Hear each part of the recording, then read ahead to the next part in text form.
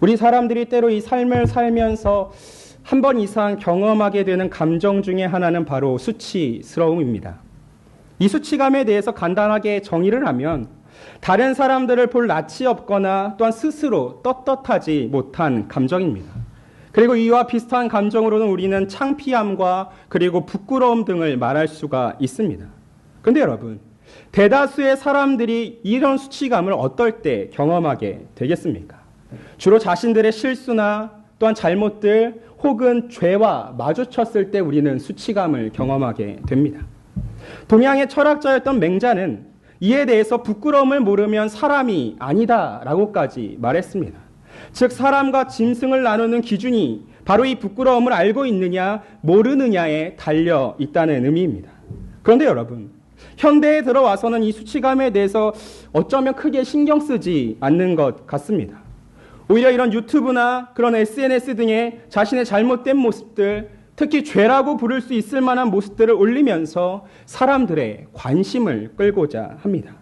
굉장히 자극적인 제목을 달고서 나쁘끄러운 일들을 태연하게 찍어 올리는 것이죠. 익명의 수많은 사람들은 그러한 사람들의 그 수치스러운 모습을 보면서 큰 즐거움을 얻고서 또한 그는 대중들의 그런 관심과 함께 물질적인 보상을 바라고 있습니다. 스스로의 이런 수치를 또 잘못들을 또 그런 죄악들을 흑역사라고 칭하면서 매우 가볍게 희화화하고 있습니다. 그들에게 있어 이 맹자의 말은 오래전에 살았던 어느 늙은 꼰대의 꼬장꼬장한 간섭일 뿐입니다.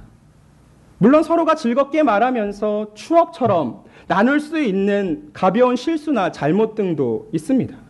저 또한 역시 친한 사람들과 모이면 과거에 있었던 또 현재 경험했던 소위 쪽팔렸던 일들을 웃으면서 이야기하기도 합니다. 여러분, 제가 며칠 전에 샤워를 들어가다가 미끄러운 바닥에 미끄러지는 바람에 아주 크게 엉덩방아를 찐 적이 있습니다. 여러분, 이런 정도의 얘기는 어쩌면 이렇게 웃으면서 이야기할 수 있다는 것이죠. 그런데 여러분, 제가 위에서 언급했었던 그들의 수치라는 것은 고작 이런 정도의 일이 아니라는 것이죠. 정말 누가 보아도 창피하다 여길 수 있는 것들, 부끄럽다 말할 수 있는 것들, 그건 정말 잘못되었다 이야기할 만한, 즉 죄다 말할 수 있는 것들입니다. 그래서 조금 더 신랄하게 표현하자면 어쩌면 현대의 사람들은 죄임에도 불구하고 그것을 낄낄거리며 조롱하고 있다는 것이죠. 그런데 여러분, 정말 그럼 이들이 수치감이 무엇인지 부끄러움이 무엇인지를 느끼지 않거나 몰라서 이렇게 행동하는 것일까요? 만약 자신 스스로가 아니라 다른 사람들에 의하여서 이런 본인들의 수치스러움이 그 죄라는 것이 드러났다면 이들이 어떻게 반응하겠습니까? 아마 그들조차도 그런 것들을 쉽게 넘기지 못할 것입니다. 오히려 크게 분노하면서 그에 상응하는 다양한 행동들을 취할 것이 분명합니다. 왜 그럴까요? 그런 수치스러움에는 자발성이 아니라 강제성이 들어있기 때문입니다. 아무리 사람이 수치감에 대해 무디다 할지라도, 내가 모른다 말할 수 있다 할지라도 최소한 이것만큼은 밝히고 싶지 않은 부분이 바로 사람에게 들어가 있다라는 것이죠. 여러분, 사람이 아무리 전적으로 부패하였다 할지라도 하나님의 그 놀라우신 일반의 은총을 통하여서 우리에게는 양심이라는 것이 남아 있다는 것입니다. 그리고 오늘 본문이 바로 이 수치에 대해서, 그리고 그 수치가 가져오는 그 죄악에 대하여 아주 깊이 관련되어 있습니다. 우리는 지난 8장까지 길고 두려웠던 홍수 심판을 다루어 보았습니다. 그리고 이제 심판은 확실히 끝이 났고 하나님께서 이를 너무나도 친밀하게 끝이 났다고 정해 주셨습니다. 그래서 노아도 번제와 감사의 제물을 드리면서 하나님께 영광을 올려드렸습니다. 그렇다면 이제 남은 일이 무엇이겠습니까? 하나님이 새로 허락하신 그 세상에서 행복하고 즐겁게 사는 일입니다. 하나님께서도 생육하고 번성하며 충만하라고 말씀해 주셨습니다. 너무나 자연스럽고 당연하다고 여길 만한 결론입니다. 큰 재난 뒤에, 아주 큰 고난 뒤에 찾아오는 그 안정과 행복이라는 건 마치 우리가 영화에서 자주 보던 그런 엔딩인 것이죠. 그런데 여러분, 우리는 하나님의 말씀을 소홀하게 보아서는 안 되는 것입니다. 우리 8장 21절을 한번 찾아 같이 읽어보겠습니다. 8장 21절 말씀입니다. 시작. 여호와께서 그 향기를 받으시고 그 중심에 이르시되 내가 다시는 사람으로 말미암아 땅을 저주하지 아니하리니 이는 사람의 마음이 계획하는 바가 어려서부터 악함이라. 내가 전에 행한 것 같이 모든 생물을 다시 멸하지 아니하리니. 여러분, 이 8장 21절을 읽었을 때 여러분의 마음에는 어떤 감정들이 올라오고 계십니까? 여호와께서 그 향기를 받으시고 그 중심에 이르시되 내가 다시는 사람으로 말미암아 땅을 저주하지 않을 것이다. 내가 전에 행했던 것 같이 모든 생물을 다시 멸하지 아니할 것이다. 여러분, 이 말씀을 들을 때 뭔가 안정감이 느껴지지 않으십니까?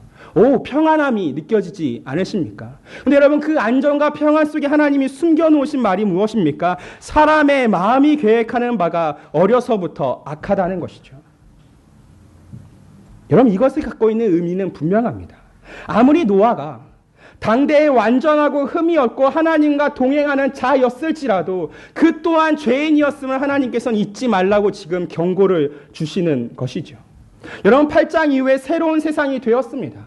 전혀 새로운 질서가 생겨났고 전혀 새로운 땅, 이전에는 볼 수 없던 땅이 되었다는 말입니다. 하지만 여전히 그 땅에는 무엇이 남아 있습니까? 죄인이 남아 있습니다. 그 인간의 마음만큼은 옛것 그대로의 상태로 여전히 남아 있다라는 의미입니다. 그렇기 때문에 우리는 아주 간단하게 노아가 이제는 그런 무서운 심판을 경험했었으니까, 그리고 노아가 이런 사람인 걸 잘 알고 있으니까 어떻게 그 예전처럼 그 이전의 세상과 같이 이 세상이 타락할 수 있겠는가라고 우리는 너무나 쉽게 속단해서는 안 되는 것입니다. 루터 역시도 이 창세기 본문을 설교하면서 신약의 한 말씀을 인용합니다. 그리고 저는 루터가 인용한 이 말씀이 오늘 우리가 함께 나누고자 하는 본문에 대한 아주 확실한 요약이라고 생각합니다. 고린도전서 10장 12절 말씀입니다. 그런즉 선줄로 생각하는 자는 넘어질까 조심하라. 사랑하는 여러분, 오늘 우리가 이렇게 나누려고 하는 이 창세기 9장의 마지막을 장식하는 본문은 크게 세 부분으로 나누어 볼 수가 있습니다. 첫 번째는 노아의 타락, 두 번째는 함의 죄, 그리고 마지막으로 노아의 저주와 축복입니다.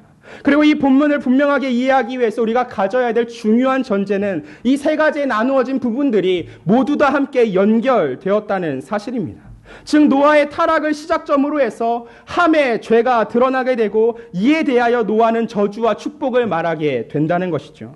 그리고 이 노아의 타락이 어쩌면 우리들에게 지금 이 순간 굉장히 큰 당황스러움을 느끼게 할 수 있습니다. 왜냐하면 이전에 노아가 받았던 하나님의 평가와는 전혀 다른 노아가 지금 9장에 기록되어 있기 때문이죠. 여러분, 노아가 어떤 사람이었습니까? 의인이었고 당대의 완전한 사람이었고 무엇보다도 하나님과 동행하던 자였습니다. 그리고 신약에 와서는 베드로가 이 노아에 대하여 의를 전파하는 자라고까지 불렀습니다. 때문에 우리들에게 항상 이 노아는 신앙에 있어서 모범이 되었고 본이 되었다는 것이죠. 신자라고 한다면 누구나 이 기꺼이 노아를 통하여서 내가 하나님과 동행하는 법이 무엇인가를 배우고자 했었습니다. 그런데 지금 이 순간 노아는 죄에 빠져서 수치를 경험하고 있습니다. 그렇다면 여기서 우리가 분명히 깨달아 할 수 있는 사실 한 가지가 무엇일까요? 노아 역시도 죄를 범할 수 있었다고 한다면 저와 여러분들도 분명히 그 누가 된다 할지라도 죄를 범할 수 있다라는 것입니다. 신자임에도 불구하고 죄를 범할 수 있는 것입니다. 다시 말해서 누군가 타락할 수 있다고 이야기하는 것이 아니라 누구나 타락할 수 있다라는 사실입니다. 우리 창세기 9장 20절부터 21절까지의 말씀을 함께 읽도록 하겠습니다. 시작. 노아가 농사를 시작하여 포도나무를 심었더니 포도주를 마시고 취하여 그 장막 안에서 벌거 벗은지라. 여러분, 심판이 끝난 후에 노아는 농사를 시작합니다. 그리고 이 말씀이 마치 노아가 최초의 농부였다라는 의미는 아닙니다. 우리는 이 최초의 농부가 누구인지 명확히 알고 있습니다. 그 농부가 누구입니까? 바로 가인입니다. 그러므로 지금 노아는 새롭게 지금 농사를 최초로 시작한 인물로서 얘기되는 것이 아니라 그 이전에 있었던 농사를 다시 시작한 인물로서 기록되고 있는 것이죠. 그렇지만 놀라운 사실 하나는 비록 하나님께서 예전에 땅에게 저주를 내리셨다 할지라도 지금 이 순간 노아의 두 손에는 아주 풍성한 포도들이 열려 있다라는 것입니다. 그리고 이 노아는 그 재배한 풍성한 포도들을 가지고 포도주를 만들어 버렸습니다. 어떤 사람들은 사실 이 노아가 포도주를 만들었다는 부분에서부터 문제가 있다라고 말하기도 합니다. 그런데 여러분, 한번 이 창세기 9장을 자세히 한번 살펴보시길 바랍니다. 창세기 그 어디에서도 노아가 포도주를 만들었다는 것에 대하여 어떠한 평가도 내리고 있지 않습니다. 그리고 더불어 그 이후의 기록들에서조차도 포도주는 오히려 사람의 마음을 기쁘게 하기 위하여 또한 심신을 안정시키는 진정제로 사용할 수 있을 만큼의 기록들이 남아 있습니다. 여러분, 시편 104편 15절에 이렇게 기록합니다. 사람의 마음을 기쁘게 하는 포도주와 사람의 얼굴을 윤택하게 하는 기름과 사람의 마음을 힘있게 하는 양식을 주셨도다. 여러분, 하나님께서 주신 여러 가지 복들 중에 하나가 무엇입니까? 사람의 마음을 기쁘게 하는 포도주라는 것입니다. 잠언 31장 6절도 이렇게 기록합니다. 독주는 죽게 된 자에게, 포도주는 마음에 근심하는 자에게 줄지어다. 여러분, 포도주를 왜 마음에 근심하는 자에게 주는 것입니까? 그 마음의 근심 가운데 이 포도주가 때로는 위안과 위로가 될 수 있다는 의미입니다. 하지만 여러분, 또한 이 성경은 무절제하게 술을 과음하는 것도 역시 맹렬하게 비난하고 있습니다. 똑같이 잠언 23장 31절부터 35절에는 이렇게 기록합니다. 포도주는 붉고 잔에서 번쩍이며 순하게 내려는 가지만 너는 그것을 보지도 말지어다. 그것이 마침내 뱀같이 물 것이요 독사같이 쏠 것이며 내가 스스로 말하기를 사람이 나를 때려도 나는 아프지 아니하고 나를 상하게 해도 내게 감각이 없도다. 내가 언제나 깰까 다시 술을 찾겠다 하더라. 그리고 더 나아가서 호세아 선지자는 이 과음에 대하여 하나님을 버리고 거역하게 만드는 음행과도 같다라고 말하고 있습니다. 따라서 여러분, 사실 성경은 술 자체에 대해서 평가하기보다는 그 술 취함에 대하여 평가하기를 죄의 입구나 죄의 빌미를 제공한다라고 말하고 있는 것입니다. 그리고 이 노아가 술 취했다라는 그 사실이 어디에서 드러나고 있습니까? 그가 장막 안에서 벌거 벗었다는 것에서 증명되고 있습니다. 여러분, 대체로 사람이 술을 마시면 어떤 증상이 나타날까요? 아마 여기 있는 여러분들께서는 술을 마신 적이 없으시니까 어떤 증상이 일어나는지 전혀 모르실 거라 저는 생각합니다. 때문에 제가 말씀드리도록 하겠습니다. 여러분, 사람이 대체로 술을 마시고 나면 몸에 열이 올라갑니다. 그리고 이 열이 올라가기 때문에 술 취한 사람들은 자신도 모르는 사이에 입고 있는 옷들을 훌러덩 벗어던지게 되는 것이죠. 그래서 지금 이 순간 노아 역시도 술 취함을 통하여서 지금 무엇을 보여주고 있는 것입니까? 너무 확고하게 자신을 취했다는 그 사실을 옷을 벗었다라는 모습을 통하여 보여주고 있다는 것이죠. 지금 노아는 인사불성이 되어서 자신이 입고 있던 그 모든 옷을 다 발가벗은 채로 지금 장막 안에 널브러져 있는 것입니다. 여러분, 노아처럼 이렇게 언행에 실수가 없던 사람이 600년 동안 하나님과 동행했다라고 말해줬던 그 사람이 지금 이 순간 그 술 때문에 마치 어릿광대처럼 지금 이 순간 장막 속에서 널브러져 있는 것이죠. 그러므로 여러분, 술에 대하여 성경이 평가하지 않는다 할지라도 여러분, 과음이 가둬다 두는 위험이 무엇인가는 반드시 깨달아야 하는 것입니다. 왜 기독교에서 여러분에게 술 취하지 말라 말하고 있겠습니까? 왜 우리가 술 마시지 않는다고 이야기하는 것이겠습니까? 어느 누구도 죄의 이 유혹 가운데서 쉽사리 벗어나 있거나 하나님의 그 지속적인 은혜가 필요 없다고 말할 수 없기 때문입니다. 그 죄의 입구 앞에서, 그 죄의 빌미 앞에서 우리는 너무나 자신만만하게 내가 죄짓지 않을 수 있다라고 확신해서는 안 된다라는 것이죠. 여러분, 옛마음이 남아있는 자들 앞에서 오로지 하나님의 능력과 그 은혜만이 그 죄에서 돌이킬 수 있는 도움이기 때문입니다. 여러분, 베드로를 기억하십니까? 여러분, 베드로는 3년이나 예수님을 따라다녔습니다. 자그마치 3년입니다. 그것도 여러분, 멀리서 예수님을 따라다닌 것이 아니라 예수님과 함께 바로 그 옆에서 보낸 시간입니다.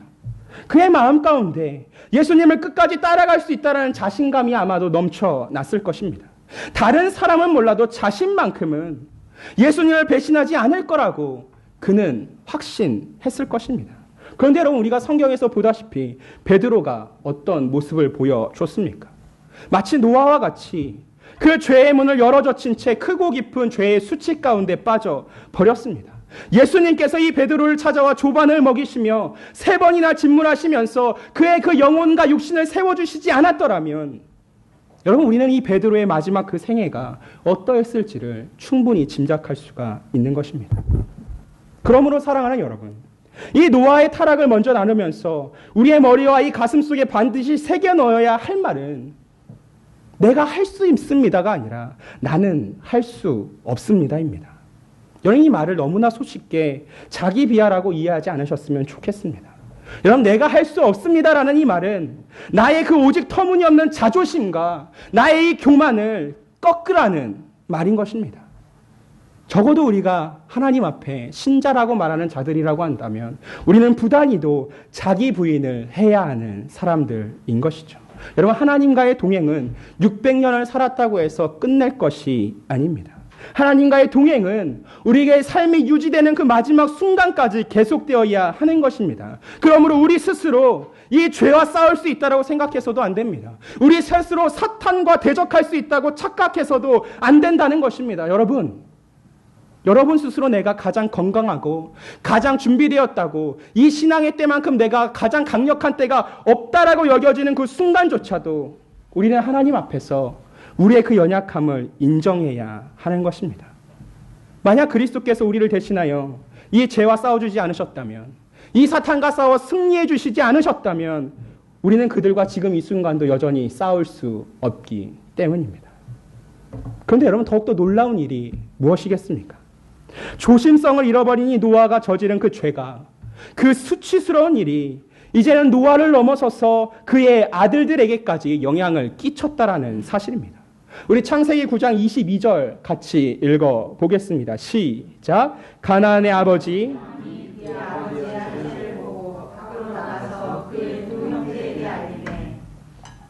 여러분, 창세기 9장 22절 이 한 절의 말씀 속에 아주 놀라운 기록이 적혀져 있습니다. 가나안의 아버지 함이 그의 아버지의 하체를 보고 밖으로 나가서 그의 두 형제에게 알리매.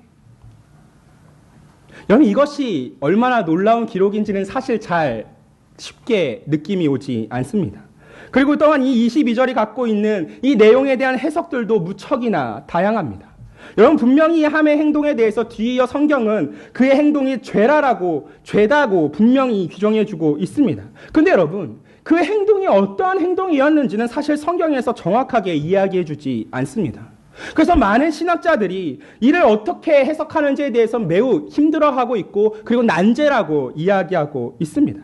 여러분, 솔직히 말해서 이 22절을 보았을 때 함이 우연찮게 그 장막에 들어가서 너무나 뜻하지 않게 아버지 그 노아의 벌거벗음을 보았다는 것, 그리고 나와서 다른 형제에게 알렸다는 그 일이 뭐가 그렇게 잘못된 일인지 잘 와닿지 않습니다.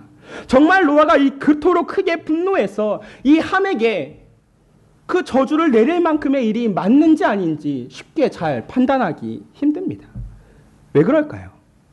우리는 이 함의 죄가 갖고 있는 그 무게가 무엇인지를 정확하게 알지 못하기 때문입니다. 그런데 여러분, 이것을 우리는 좀 더 이 고대 근동의 문화와 이스라엘 문화를 알게 된다면 더 잘 이해할 수가 있습니다. 여러분, 고대 근동 사회에서, 그리고 이 이스라엘 문화 가운데서 벗었다라는 것, 온몸이 알몸이 되었다라는 이 사실은 매우 수치스러운 일이었습니다. 우리 힘들겠지만 말씀 한번 찾아서 읽도록 하겠습니다. 우리 사무엘하 10장 4절부터 5절까지의 말씀입니다. 사무엘하 10장 4절부터 5절까지의 말씀입니다.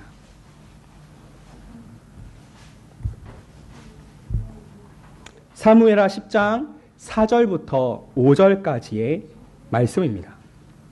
우리 찾으셨으면 한 목소리로 함께 읽어보겠습니다. 시작. 이에 한운이 다윗의 신하들을 잡아 그들의 수염 절반을 깎고 그들의 의복 중동 볼기까지 자르고 돌려보내매 사람들이 이 일을 다윗에게 알리니라. 그 사람들이 크게 부끄러워하므로 왕이 그들을 맞으러 보내 이르기를 너희는 수염이 자라기까지 여리고에서 머물다가 돌아오라 하니라. 여러분 지금 이 사무엘하 10장 4절과 5절에서 알려준 사실이 무엇입니까? 지금 다윗의 신하들이 지금 다른 나라의 사절로 갔다가 어떤 일을 당했습니까? 수염의 절반이 깎였고 그의 의복에 중동 볼기까지 잘린 채로 돌려보내졌다라는 것이죠. 여기서 말하는 이 중동 볼기까지 잘렸다라는 것은 즉 다시 말해서 하의를 잘렸다라는 것입니다. 즉 하의, 즉 하체가 다 드러낸 채로 지금 돌려보냄을 받았다라는 것인데 그렇게 돌려보냄을 받은 자들의 지금 모습이 어떻다라는 것이죠. 크게 부끄러워하고 있는 것이죠.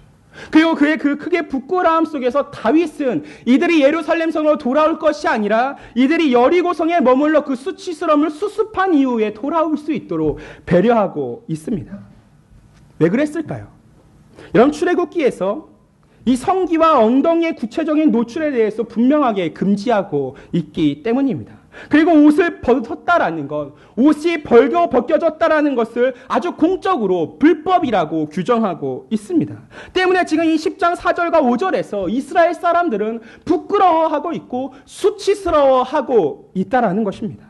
때문에 여러분, 이 함의 죄가 갖고 있는 이 죄의 내용이 무엇입니까? 아버지의 그 수치, 그 아버지의 이 부끄러움을 드러내서는 안 될 그것들을 지금 만천하에 공개하고 조롱하였다라는 사실입니다.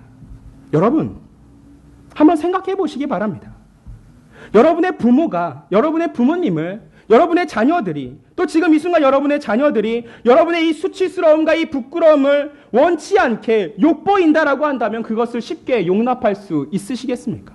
여러분, 이런 일들은 일반 사회에서도 도저히 형식적으로 용납하기 힘든 일인 것이죠. 그런데 지금 이 순간 함의 이 죄는 어떤 것입니까? 마치 이후에 이스라엘 백성들이 모세를 통해 받는 그 10계명 안에 들어간 것처럼 제5계명을 어기는 일과 똑같은 것입니다. 우리가 기억하고 있는 5계명이 무엇입니까? 내 부모를 공경하라는 것이죠. 다시 말해서 함이 벌인 죄의 모습은 바로 아버지 노아의 수치와 그 아버지 노아의 부끄러움만을 드러낸 것이 아니라 지금 이 순간 그 질서를 파괴함을 통하여 하나님의 명령을 어겼다는 것입니다. 따라서 여러분, 이 함의 죄는 노아가 설사 술 취하지 않은 상태였다 할지라도 너무나도 당연하게 비난받을 수밖에 없는 일이자 또 그 고대 이스라엘 사회에서는 사형까지도 당할 수 있는 일이라는 사실입니다. 사랑하는 여러분, 그렇다고 한다면 이 함의 죄를 통하여 우리가 발견할 수 있는 두 번째 이 의미가 무엇이겠습니까? 때로 우리가 우리 형제와 우리 자매가 갖고 있는 그 어떤 구체적인 죄를 범하는 것보다 더욱더 나쁜 일은 바로 그들에게서 죄를 발견하고 그들의 죄를 기쁘게 즐기는 것입니다. 여러분, 우린 너무나 쉽사리 그런 일들을 벌일 때가 있습니다. 다른 형제와 자매의 죄를 발견하고서 그 죄를 우리는 오히려 조롱하고 무시하고 드러내는 일에 기쁨을 느낄 때가 있다는 것이죠. 그들이 받게 될 그 수치와 그들이 받게 될 그 창피와 그들이 경험하게 될 그 부끄러움은 조금도 생각하지 않은 채로 우리는 오히려 그들의 죄를 만천하에 드러내면서 마치 나는 죄를 짓지 않는 사람인 것 마냥 그렇게 조롱하며 살고 있다라는 것입니다. 여러분, 우리 다시 한번 창세기 9장 22절을 한번 읽어보겠습니다. 시작. 가나안의 아버지 함이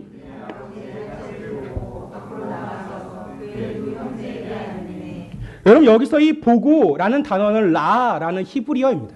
근데 여러분, 이 라라는 이 히브리어가 갖고 있는 정확한 뜻은 그냥 단순히 우연히 스치면서 보았다, 그냥 내가 그냥 지나가면서 우연찮게 보았다라는 뜻이 아니라 그 자리에 멈추어 서서 마치 아주 세밀하게 관찰하는 것처럼 내가 현미경을 보면서 아주 세밀한 관찰을 하는 것처럼 보고 있다라는 것입니다. 다시 말해서 지금 함은 그 노아의 수치스러움 앞에 멈춰 서서 아주 자세하게 노아가 벌이고 있는 그 죄악의 모습을 보고 있었다라는 것이죠.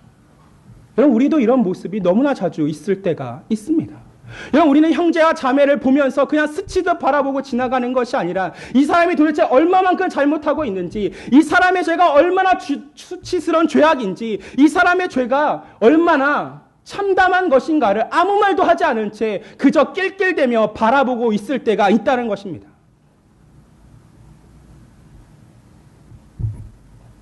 그리고 나서 우리가 행하는 두 번째 행동이 무엇입니까? 밖으로 나가서 그의 두 형제에게 알림해. 여러분이 알리메라는 단어는 그냥 쉽게 말해서 그냥 이 셈과 야벳에게 가서 귓속말로 야 우리 아빠가 술 취했는데 옷 다 벗고 저렇게 누워있더라 이런 얘기를 하는 것이 아니라 온 동네방네 소문을 내고 외치며 다닌다는 뜻입니다. 여러분, 여러분의 죄가 그 여러분의 죄로 인한 그 수치가 때로 누군가에 의하여 타인에 의하여 내가 전혀 원치 않는 순간과 전혀 원치 않는 상황 속에서 강제적으로 밝혀졌을 때 여러분의 기분은 어떠하시겠습니까? 적어도 이것만큼은 건드리지 않았으면 좋겠는데 적어도 이것만큼은 내가 남들에게 들키지 않았으면 좋겠는데 오히려 그것을 만천하에 드러나면서 낄낄대며 조롱하며 무시한다고 하면 여러분의 심정은 어떠하겠습니까? 오늘 우리는 어쩌면 너무나 무책임하게 아무런 생각 없이 마치 이 함과 똑같은 죄를 저지르는 것일 수도 있는 것입니다. 그리고 이것에 대하여 오늘 하나님께서 하시는 말씀이 무엇입니까? 저주를 받는다라는 것이죠. 그렇다고 한다면 사랑하는 성도 여러분, 우리는 때로 형제의 죄, 자매의 죄를 바라볼 때 너무나 지혜로운 대처가 필요하다라는 것입니다. 그 수치가 그 사람의 심령 가운데 얼마나 큰 상처를 주고 얼마나 큰 아픔을 줄 수 있는가를 깨달았다고 한다면 우리는 때로 이 수치와 이 죄를 발견했을 때 지혜가 필요하다라는 것이죠. 그리고 그 지혜는 지금 이 순간 성경에 또한 기록되어져 있습니다.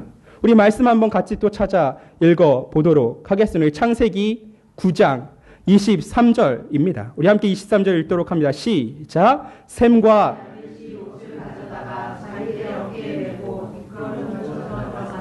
그들의 아버지의 하체를 덮었으며 그들이 얼굴을 돌이키고 그들의 아버지의 하체를 보지 아니하였더라.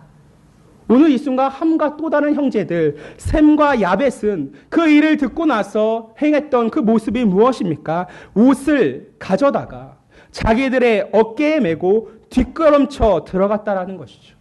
여러분이 뒷걸음쳐 들어갔다는 사실에서부터 지금 이 셈과 야벳이 아버지의 이 수치와 부끄러움 앞에 얼마나 신중하고 조심스럽게 반응하고 있는가를 알 수가 있습니다. 그리고 그들은 그렇게 들어가서 아버지의 그 하체를 얼굴을 돌린 채로 어떻게 하였습니까? 덮어줬다라는 것이죠. 여러분이 덮어줬다는 단어를 통해서 우리는 하나님의 한 가지의 말씀이 기억나셔야 합니다.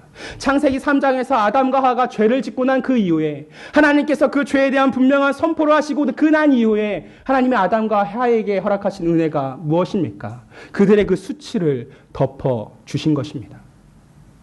여러분, 적어도 우리가 하나님을 믿는 하나님의 백성과 신자라고 한다면 우리에게는 반드시 이런 셈과 야벳 같은 모습이 있어야만 하는 것입니다. 여러분, 죄를 무조건 드러낸다고 해서 그것들을 무조건 드러내고 도려낸다고 해서 그렇다고 해서 그 죄인이 반드시 회개하는 것이 아니라는 것입니다. 때로 우리는 이 죄에 대하여 아픈 마음을 가지고 그 형제를 위하여 덮어줄 수도 있는 것입니다. 무작정 덮으라는 말이 아닙니다. 여러분, 무작정 모른 체하라는 말이 아니라 그 죄인의 회개를 위하여 그 죄인의 영혼의 유익을 위하여 우리는 때로 하나님이 하셨던 것처럼 덮어줄 수도 있어야 한다는 것입니다. 여러분, 이 셈과 야벳이 그냥 덮어줬겠습니까? 여러분, 노아는 이 셈과 야벳에게 그저 그런 아버지였겠습니까? 적어도 자신들에게 충분히 존경받을 만한 아버지였을 것입니다. 왜냐하면 그들의 생명을 구원해주기 위한 귀한 도구로서 하나님이 쓰신 아버지였기 때문입니다. 때문에 이들은 아버지를 위한 그 아픈 마음 가운데에서 오늘 이 순간 그 수치와 그 모욕을 제거하기 위하여 그들이 해줄 수 있는, 그들이 자식으로서 할 수 있는 가장 중요한 일을 지금 하고 있다는 것입니다. 사랑하는 성도 여러분, 여러분들이 여러분의 형제와 자매의 죄를 보았을 때 때로는 여러분 아픈 마음으로 그들의 죄를 덮어주시기를 소망합니다. 여러분, 아픈 마음이 필요하다는 것입니다. 나도 그 죄악 가운데서 겪는 수치가 무엇인지를 알고 있기 때문입니다. 그 부끄러움이 나의 영혼 가운데 얼마나 큰 상처를 남기는지 알고 있기 때문입니다. 그러므로 부디 우리 올고든 교회 성도들만큼은 때로 형제와 자매의 죄 앞에서 무작정 칼을 빼어 베는 것이 아니라 때로는 그 칼을 좀 칼집에 넣어둔 채로 덮어줄 수도 있어야 하는 것입니다. 오로지 하나님 앞에 나아가 그 아픈 마음을 고백하며 그를 위하여 기도할 수도 있어야 한다는 것입니다. 여러분 이 셈과 야벳의 행동과 이 함의 행동 이후에 나타나는 결론이 무엇입니까? 우리 마지막으로 한 번 더 말씀을 같이 읽어보도록 하겠습니다. 우리 창세기 9장 24절부터 27절까지의 말씀입니다. 함께 읽습니다. 시작. 노아가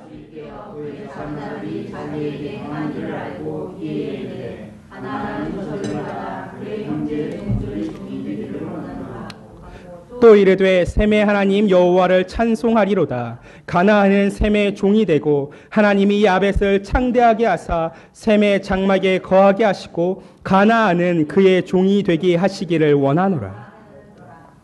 여러분 우리 24절을 보면 노아가 술이 깨어 자기에게 행한 일을 알았다라고 기록되어져 있습니다. 여러분 정확하게 아까도 말씀드렸던 것처럼 이 작은 아들 특별히 함이 행한 일이 무엇인지는 성경에 기록되어 있지 않습니다. 그런데 지금 이 순간 지금 노아가 술에 깨어서 함이 행한 일이 무엇인지를 지금 알았다라고 기록되어 있습니다. 여러분 이 또한 우리는 노아가 어떻게 알았는지도 알 수는 없지만 분명히 일어나서 생각해 볼 수 있는 것은 자기에게 덮여져 있지 않았던 그 옷이 덮여져 있는 것을 보면서 아마 수소문했을 수 있다는 것이죠. 자기가 술 취한 사이에 벌어진 일이 무엇인지를 자신의 아들들에게 물어봤을 수도 있는 것이고 그로 인해서 어떤 일이 벌어졌는지 지금 노아가 알 수 있을 수 있다는 사실을 우리는 짐작할 수가 있습니다. 그리고 그 일들을 알게 된 이 노아는 어떠했습니까? 함에게는 저주를 내렸고 셈과 야벳에게는 축복하였다라는 것이죠. 여러분 우리는 이 사실을 분명하게 알 수 있어야 합니다.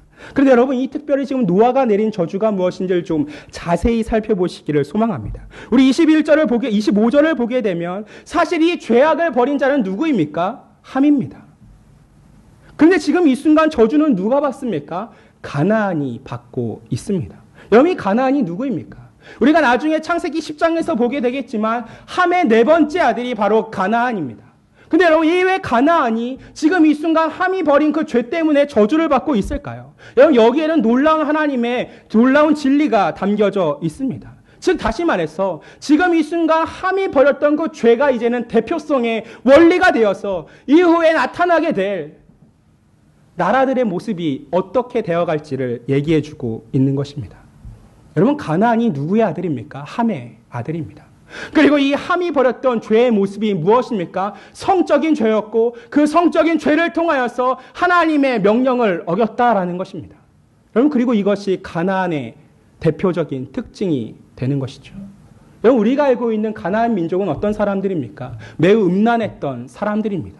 그리고 그 음란함을 넘어서서 이들은 어떠한 사람들입니까? 하나님을 대적하고 하나님의 질서를 어긋나게 하고 하나님을 음행히 섬기는 우상 숭배를 자행했던 사람들이 바로 가나안 사람들인 것이죠.